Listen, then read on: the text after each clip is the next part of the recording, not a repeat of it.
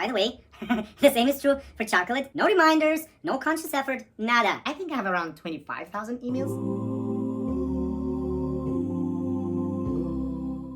Hello friends, I'm Peter Nasonov and I'm here to help you live your best life. On April 1st, I announced the birth of the monthly challenge. And yesterday, I successfully completed the first one. Well, we'll talk about the successful part in a separate video. It's become very apparent that challenging yourself works. It creates a positive shift in your life, and it's a great way to tackle the issues that you've been meaning to address for a long time. And those are exactly the kind of things that you should start with. Stuff that's been bugging you for a while, that's been tripping you up, been cunningly sucking your energy out. Or, plain and simple, try doing something that scares you the most. As a general rule, the bigger fear you're willing to overcome, the more growth and fulfillment you can expect. You know what's surprising? I was challenged trying to come up with a new challenge for this month. I do have a list of things I want to try, and every time I have an idea, I make sure to create a note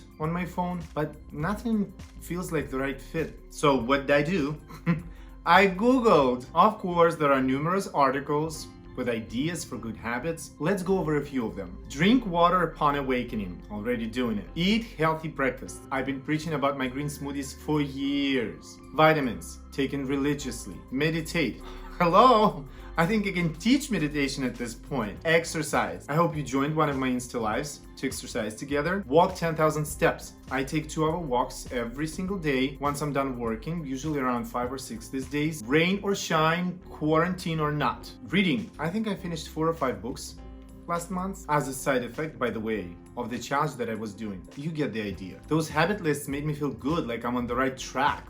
By no means have I arrived at some magical place where you're all perfect and everything you do is healthy and good. No, I view it as a journey and as an opportunity to learn more about life and about myself, to see what I made out of, what I'm capable of, what are my limitations, and things of that nature. In the spirit of pushing boundaries and exploring possibilities, here is what I have in mind for the second challenge that will run through the month of May. I'm pronouncing May the declutter month. Now, why decluttering? A couple of reasons. There have been multiple studies done on how the environment we're in affects us, and the correlation is quite significant, to a point where if you simply put out more bottles of water everywhere around the apartment, you're gonna end up drinking more water. You don't even need to do anything specific to increase your water consumption. No reminders, no conscious effort, nada. It'll happen by itself, simply because you're surrounded by water. By the way, the same is true for chocolate and cookies. Similarly, if things are messy in your outer world, guess how it affects your inner world? That's what I'm talking about. Less mess and overwhelm, more clarity and peace. And the second reason I want to dedicate this month to decluttering comes as a realization from April's challenge. I want to create more space. Not just physical space, mental space too. It dawned on me, space creates miracles. More on that in a couple of days when I report on my first challenge and all the nitty-gritties of it. Decluttering home space is pretty self-explanatory, but I do want to comment on cleaning up virtual spaces. First and foremost, that means zero inbox. And let me tell you, it is gonna be a piece of work. I think I have around 25,000 emails that are unopened at this very moment. I gotta have to go through all of them and keep it at zero. The presumption on this challenge is by creating physical and virtual space, I'll also create mental space with all of its positives that I just mentioned. I'm hoping that 1 month of following this new schedule will be enough to do the trick, but I guess we'll never know if we don't try, right? That being said, I invite you to join me on this journey and see for yourself if you can find anything of real value here. The game plan is straightforward. Starting today and all through the next week, I'm decluttering, and the remainder of May, I'm maintaining that order. I said it in the first challenge, but I'll remind you here of a few mindset tricks.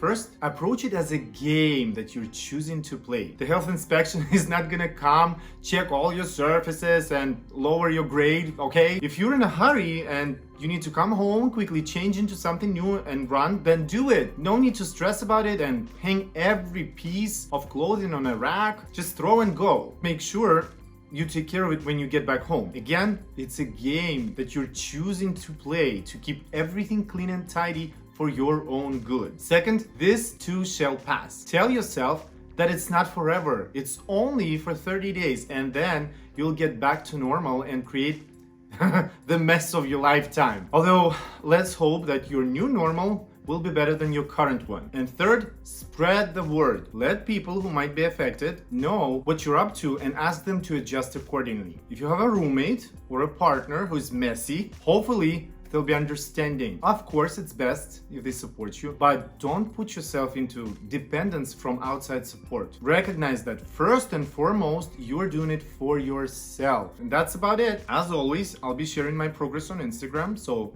if you aren't following me yet, go ahead and do it now. I'm wrapping up. Thumbs if you liked it, subs if you loved it. You can also share this video with someone you hate and watch them clean their butt off. Who knows, maybe by June you'll be besties. Thanks for spending these few minutes with me. Bye!